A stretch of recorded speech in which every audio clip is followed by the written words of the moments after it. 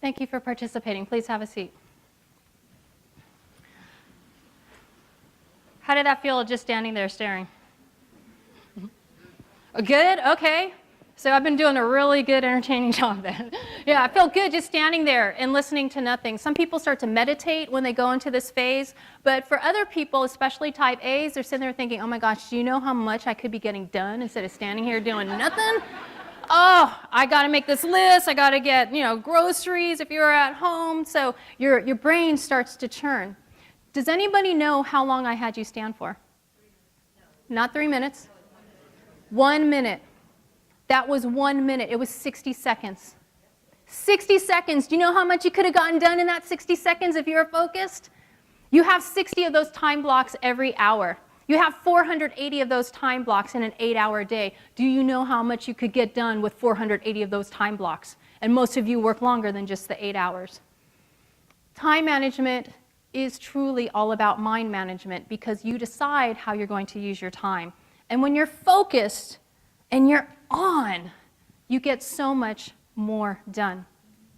Now, at the very beginning, I opened up with asking you about, have you ever thought about those life experiences you've had that affect how you view time?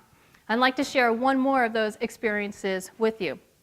Back in high school, actually the entire time I was growing up, I loved reading murder mysteries and detective novels and watching anything on TV or in the movies that had to do with being undercover. So when I got into high school, I fell in love with Miami Vice. Oh my gosh.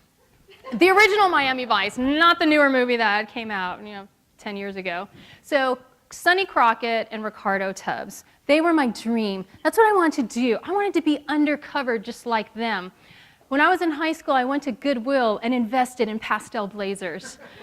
And I bought those pants that you can wear with the sockless shoes, those slip-ons, just like Sonny Crockett. I mean, I wanted so badly to be an undercover agent. I even volunteered with the police department when I was in high school. Do you know how nerdy that is? To go volunteer for the police department.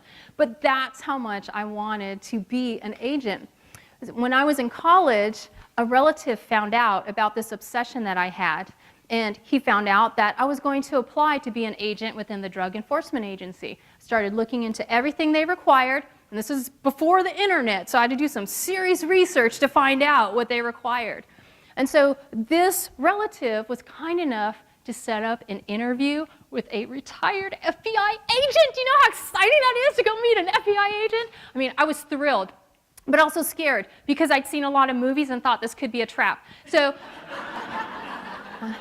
when I got over to Dr. Say's house, I nonchalantly checked behind the door to make sure nobody was back there. And once I assured myself of my safety, I started listening to the stories that he told. And he had this stellar career and all these closed cases. And I'm thinking, oh my gosh, this is what I want to do. And then I started looking around his condo. And it was really plain.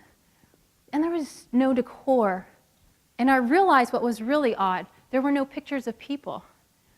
So I asked him, Dr. Say, why aren't there any pictures of people here? And he said that in his quest to make sure that he obeyed all of his bosses and got every single promotion and every single raise in order to better support his family, the grand irony of it all is that he lost his family. They left him because he was never home, because he was always working for them. And when he was home, he wasn't mentally present because he was always thinking about work. Now, Dr. Say shared some then used tactics that the DEA was using for female agents, and he pretty much crushed my dream of becoming an undercover agent because I didn't want to do those types of things on my back. So I also learned, there is DEA in here, because I know you don't do that anymore. Whew, disclaimer. But I also learned another lesson about work-life imbalance, and I didn't want to be put in that position again. Now, my dad, who I told you about earlier, working all the time, and Dr. Say worked in an era when teamwork was not encouraged. You were supposed to work in a silo.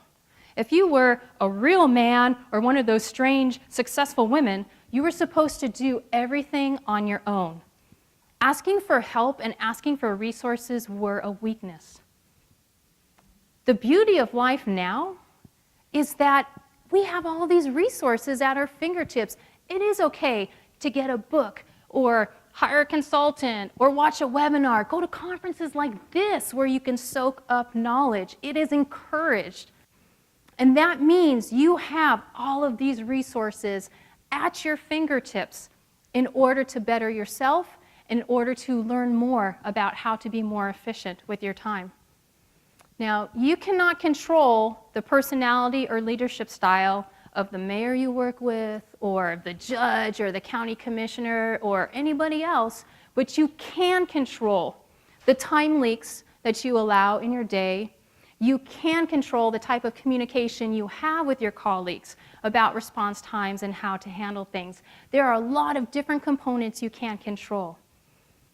When you create clarity, you implement structure and flow, and you assemble your team.